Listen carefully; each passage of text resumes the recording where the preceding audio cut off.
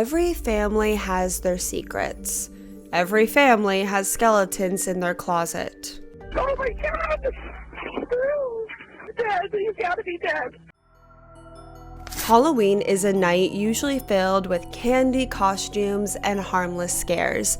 But for one town in 2010, the holiday brought something far more terrifying. Instead of sugar rushes and spooky fun, it became a real nightmare. A family was massacred, and one member of the family unknowingly spent hours inside his home with his family's dead bodies before he made the horrific discovery that his entire family was murdered. What happened that Halloween 15 years ago and who was responsible will forever haunt this small town. Welcome back for another week of Hot on the Case, and thank you so much for all the love last week. You guys really loved my new set, and that is so great because I loved it so much too. I don't know about you guys, but this October is just not hitting. I don't know where you're from, but where I'm from, it's like just barely starting to get cold, and last weekend it was like 85 degrees out. This week's case, I'm shocked, is not more well known and isn't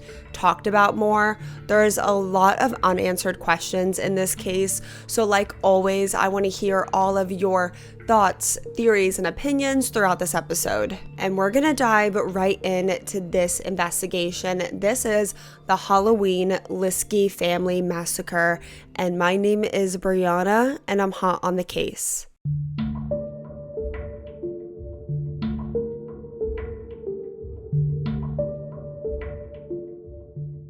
In a small rural town in Martin, Ohio, lived a lovely married couple, William Billy Liske and his wife, Susan Liske. Susan was an office manager and she was a wonderful mother. Her children were always her top priority. She was that homemaker type, super family oriented, and she absolutely loved all things outdoors, like hunting, gardening, camping, and this made her an absolutely perfect match for Billy Liske. Billy was an Air Force vet and had worked at a waste management company ever since leaving the Air Force. And this is actually where he met Susan, his future wife. Billy was big on all things outdoors. I'm talking hunting, fishing, camping. The family lived in the sticks on 100 acres of land that was perfect for trapping, hunting, fishing. Billy was really known though for his humor. He was like an absolutely hilarious guy. Have you ever showed up for like a party or a get together and you see like that one family member or that one friend, and the second you see that they're there, you're like, oh my God, thank God. You're thinking like, thank God that this person is here, because that person always brings the good energy and the good vibes. Well, that person was Billy Liske for so many people. The guy was like an absolute riot. And when Billy and Susan met, there was this instant connection, and the couple quickly married in 2001, and they were going to be blending their two families. Together, they had 3 sons that they had through previous marriages. Susan had her 2 boys, Derek and Devin Griffin, with her ex Gary Griffin. Derek Griffin was said to be more on the shy side, but he would really open up with family and close friends. He graduated high school in 2005, and he was really active throughout school. He did track and field and was also a 2nd-degree black belt in Taekwondo, which is like insanely impressive.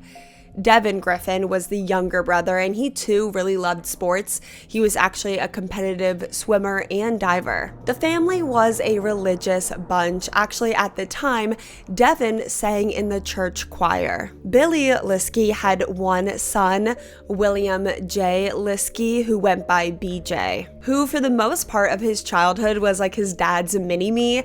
The Liske boys were always together, hunting, fishing, and just being boys. Blending 2 families can often come with its set of struggles, especially if the children don't get along and don't like each other. When Billy and Susan married, their 3 boys were still pretty young, and they were also around the same age, so that could come with some jealousy issues, pushing the boundaries, trying to be like the top guy in the house.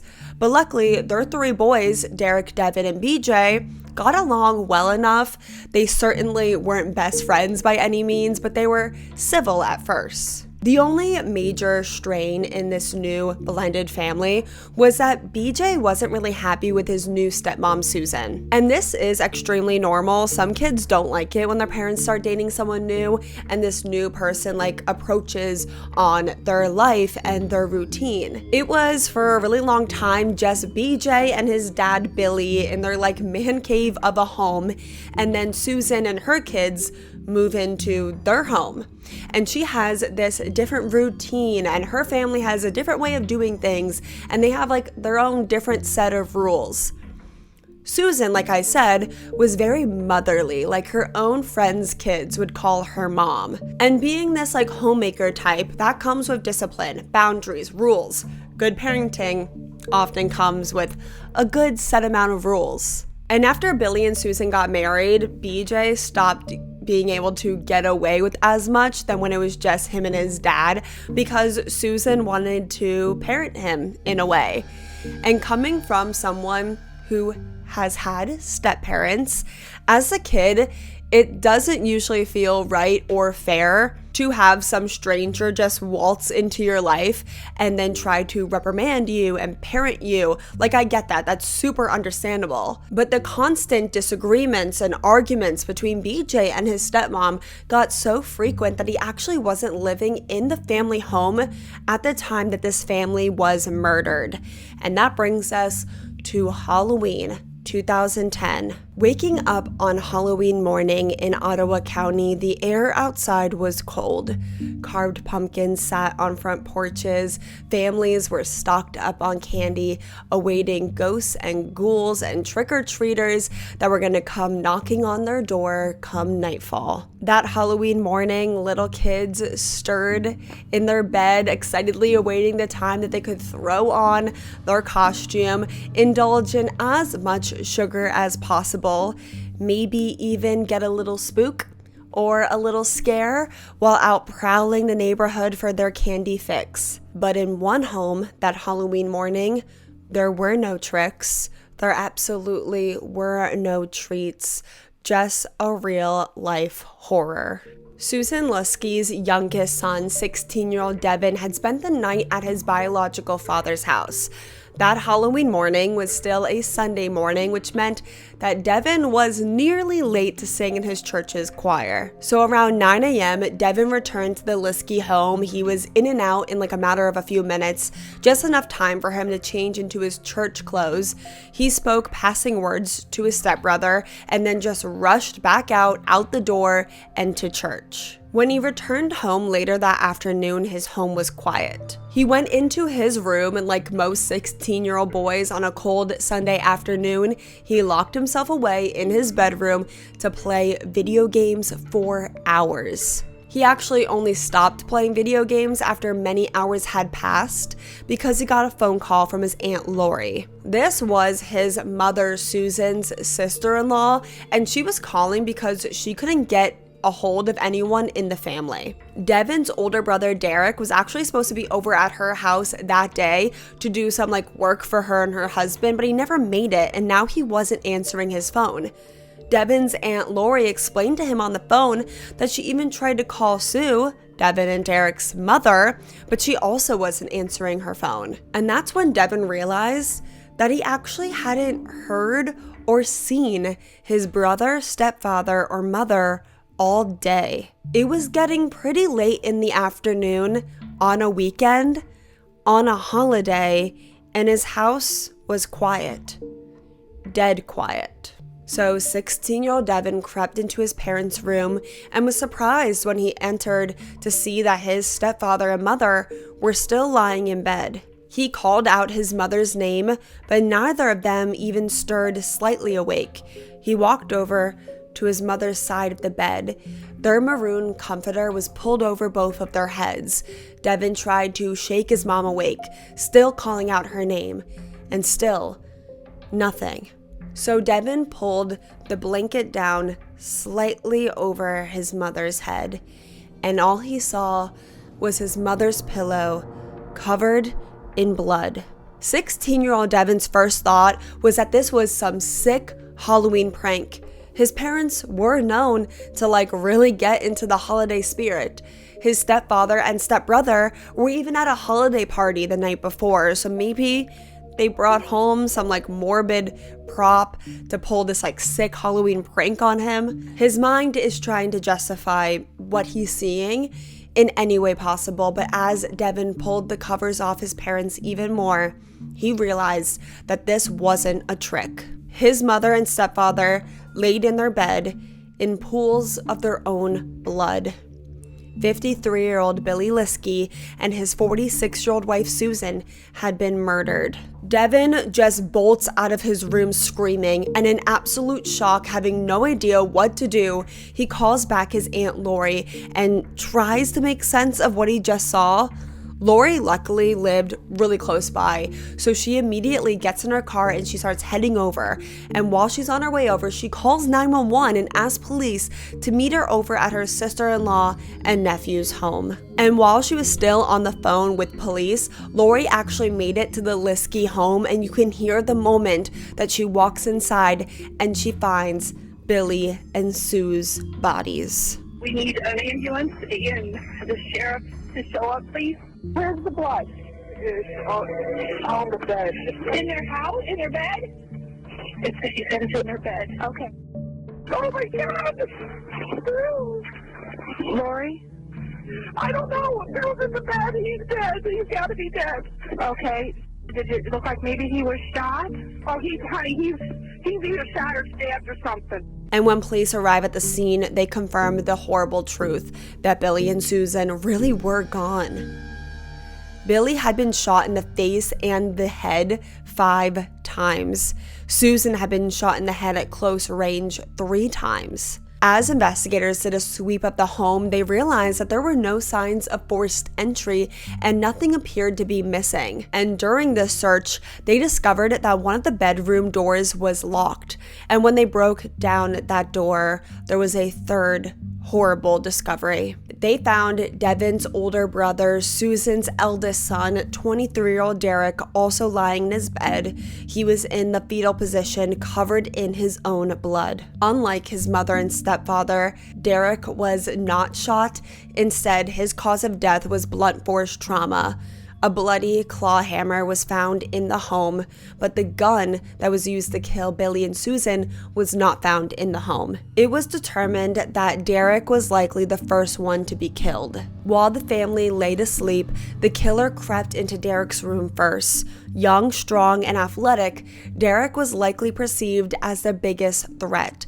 The killer chose a hammer over a gun, avoiding gunshots that could wake the other members of the house. Next, the killer entered the bedroom of Billy and Susan, shooting Billy in the face and head over and over and over, 5 times total.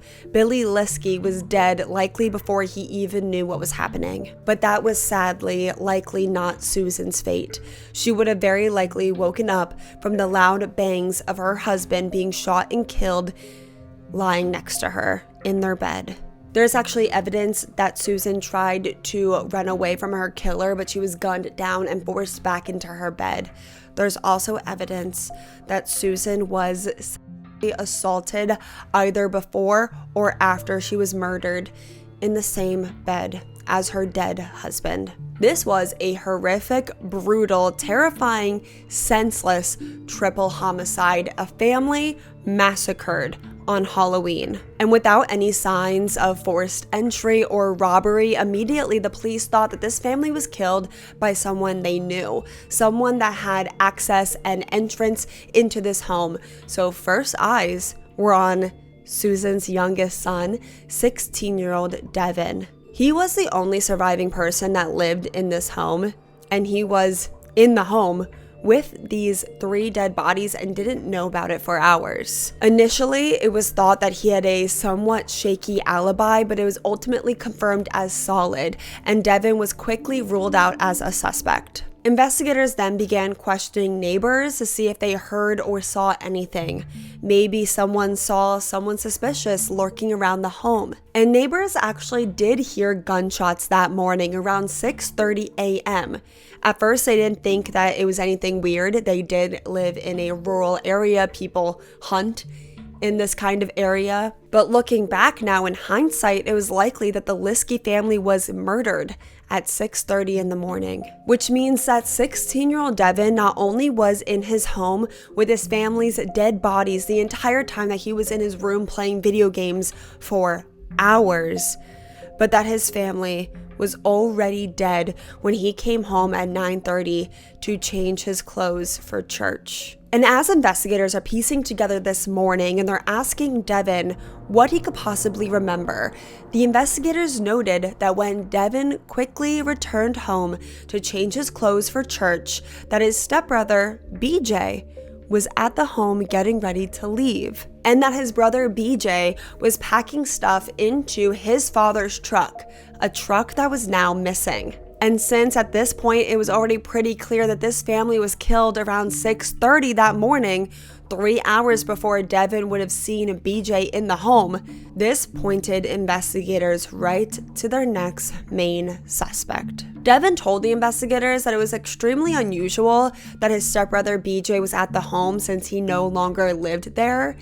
And he also noted that his stepbrother was oddly happy, which was really weird because BJ was known to usually be really moody and gloomy, but for some reason, he was in an extremely good mood that morning. BJ was also almost like interrogating Devin that morning about where he was going, how long he was going to be in the home, when he was going to get back.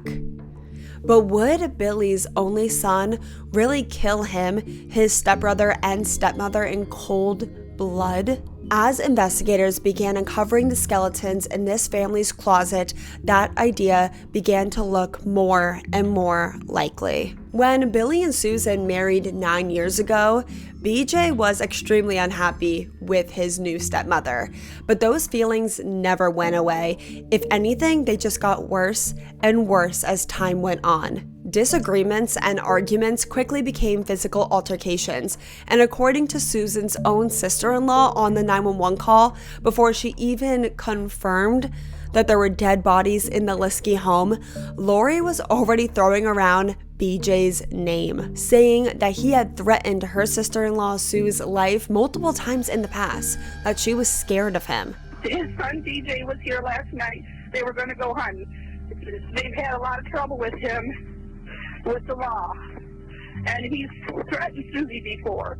Throughout the years, Billy and Susan really had their hands full with BJ. As a teenager, he was getting in trouble at home, he was getting in trouble at school, he was even getting in trouble with the law. He was apparently a huge bully and would start fights at school, and then he was also starting fights in his own home. It was clear to everyone that BJ was a seriously troubled and angry kid. Billy even had to call the police on his son BJ 1 year into his marriage with Susan because BJ was threatening to harm himself. And when the police arrived, BJ was actually arrested for attacking a police officer. BJ's mental health continued to decline. He was filled with so much anger and rage, 99% of which was directed at his stepmother, Susan. 3 years into his father and stepmother's marriage, when he was only 17 years old, during a pretty big blow-up with his stepmother, Susan, he actually began to punch her in the chest. The police were called on him again, and this time he was charged with felony assault. Susan was absolutely terrified of her stepson and his violent outbursts. Only 2 months after that last altercation, Susan and BJ got into yet another argument, which BJ ended by bashing Susan over the head with a coffee mug and stealing her car. Charges were pressed on him yet again, but he was given a mental health assessment and he was actually deemed unfit to stand trial because he was so mentally unwell. Billy did his best to try and stop his son from attacking his wife. Sometimes Billy would even call his neighbors to try and pull his son BJ off of his wife. But eventually, even the neighbors were uncomfortable being near BJ, especially when some of them reported that their pets began to go missing, and they suspected BJ of torturing and killing their pets. And after all of this, Billy was forced to remove his son from the home and place him in a group home for mental health patients, where BJ pretty much lived ever since, leading up to the murders in 2010. BJ was diagnosed with schizoaffective disorder and bipolar disorder, and he was getting treatment for this in the group home. But in the group home, he still managed to get in trouble with the law 3 times. One of those times being a physical fight that he started with his dad, Billy. But still, through everything, Billy refused to give up on his son, BJ. And by the fall of 2004, when BJ was 18 years old, Billy actually brought him back to live in the home once again. But then one day, early in the morning, while Susan was taking a shower, BJ entered the bathroom and tried to attack Susan. And this was the final straw. Susan was terrified. She did not feel safe in her own home. And BJ was 18 years old now. He was a legal adult. And this time, his dad, Billy, kicked him out of the home for a final time. There was a clear separation in this family. Susan and her kids didn't want anything to do with BJ, and they made that really clear. It was not a secret. BJ hated his stepmom, but he was also really unhappy and angry that he was kicked out of his house. In his mind, this was his home before his stepmom and stepbrothers moved in, so why did he have to be the one to leave if they couldn't get along? Things got even worse when Susan's eldest son, Derek, in the summer of 2010, so only a couple months before these murders, had a minor problem with the law, and he was not kicked out of the house. Reportedly, this trouble that Derek got in with the law was like a really small issue, and it was not violent like with BJ's offenses, but that did not matter to BJ. All that he saw was that his stepbrother was being treated better than him. In his mind, they had both done the same thing, but only one of them was being kicked out of their home. The family would still see each other throughout the years, but it would always end in a fight, and this would just be the family dynamic for the next handful of years. BJ was still being treated for his schizoaffective disorder and his bipolar disorder, but he was never consistent with his medication. And still, after all of this, Billy refused to give up on his son BJ. Billy even filed for legal guardianship of his adult son so he could keep BJ out of a psychiatric hospital permanently. And in his guardianship application, Billy wrote that he wanted to protect his son and he wanted to get his son the help that he so desperately needed.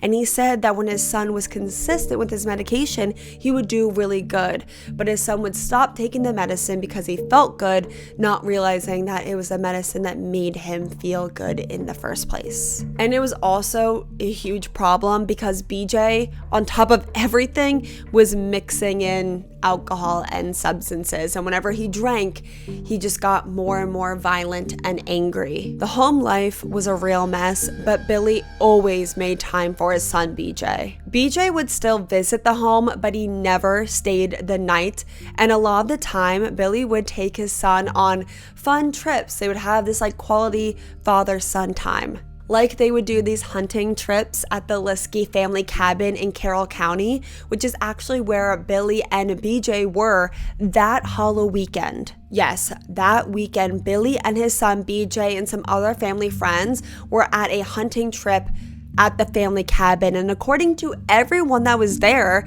it was actually a really fun time and everyone seemed to be happy and in good spirits. The hunting trip actually went so well that instead of bringing his son directly back to the group home afterwards, Billy and BJ attended a Halloween party the night before Halloween at a friend's house. And then Billy brought his son back to the family home to spend the night there, which they never did, instead of bringing his son back to the group home. BJ was 25 years old, and he hadn't spent a night in this family home since he was 18 years old.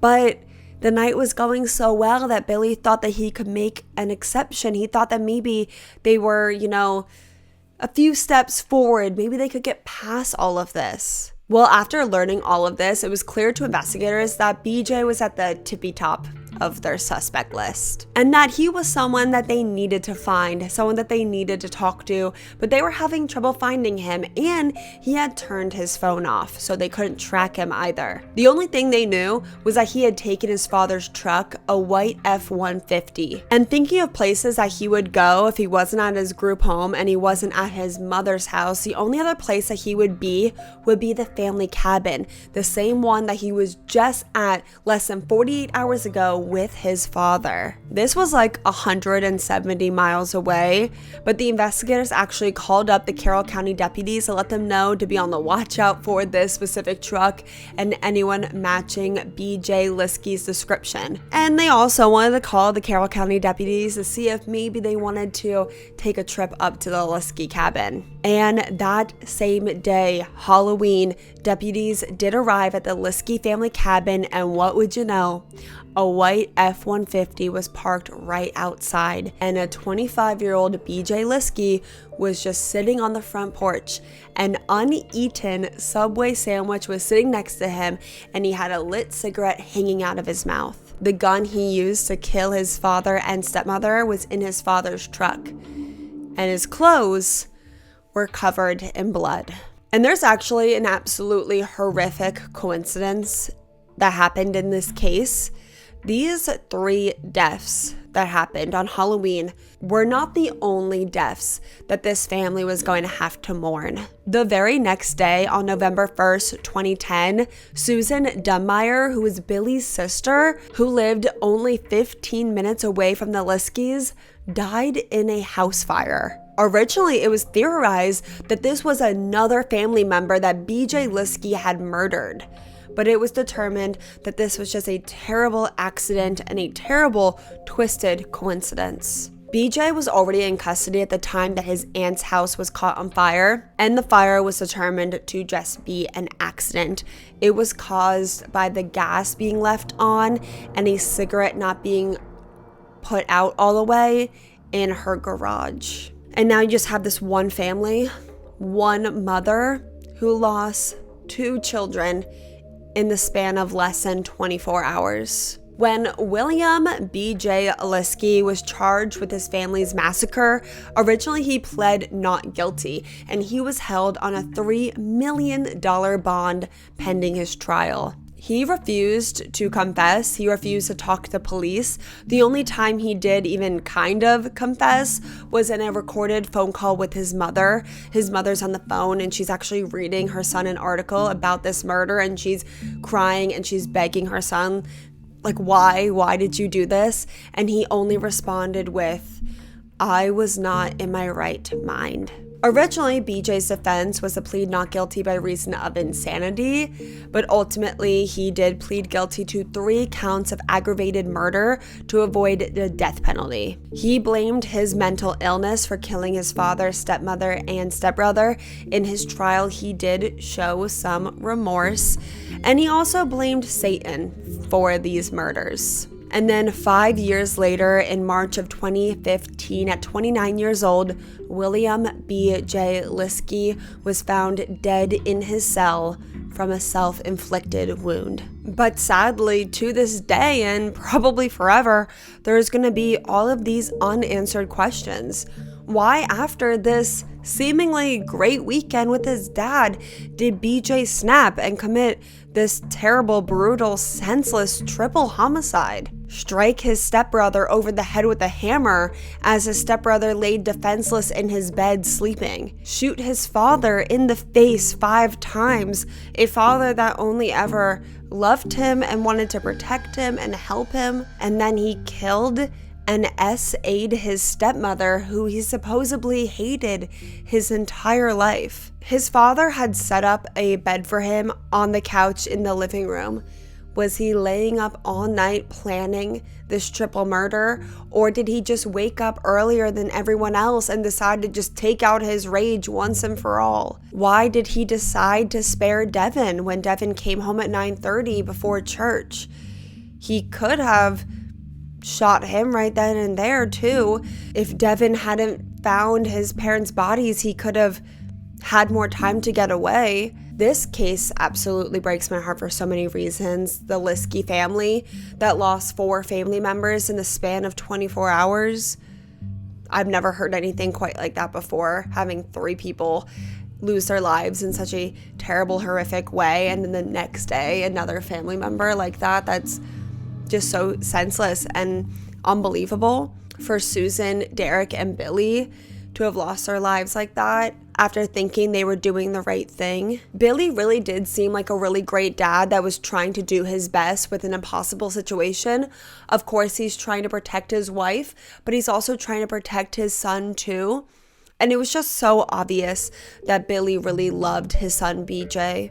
And my heart absolutely breaks for Devin Griffin, the only surviving member of his family, who was only 16 years old when he found his family dead in his home. Devin has honestly been such an inspiration for me, but also for like everyone that has ever researched this case. To have something so horrible happen to you when you're so young and to come out of it so strong is honestly so inspiring. Devin said in an interview with Oxygen that him and his brother Derek were never the closest growing up. This is something I can actually relate to. Me and my one sister weren't that close growing up. We were always bickering, but now that we're adults, we're like best friends.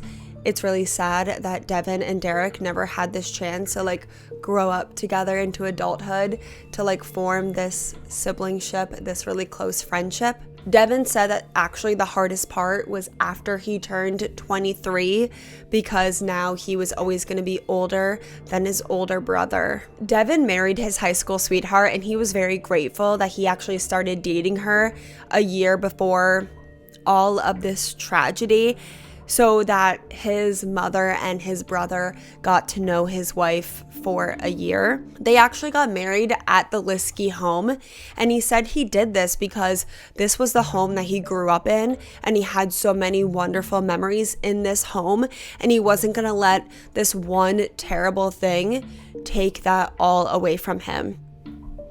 And when Devin had his son, he named him Derek after his late older brother. And I really wanted to end this really, really hard episode on that note. Devin is such an inspiration. Doubt he'd watch this episode, but on the off chance, it would mean a lot to me as my audience if you put some really kind words in the comment section. As always, please, please, please, I want to hear your thoughts and theories and opinions on the cases that we cover, but always be respectful in the comments, because you don't know who could be in the comments reading what you have to say. That is all I have for this week's investigation. Thank you so much for making it to the end of this episode, listening to Derek, Billy, and Susan's story. And I will see all of you ghosts and ghouls next week when we are hot on the case once again.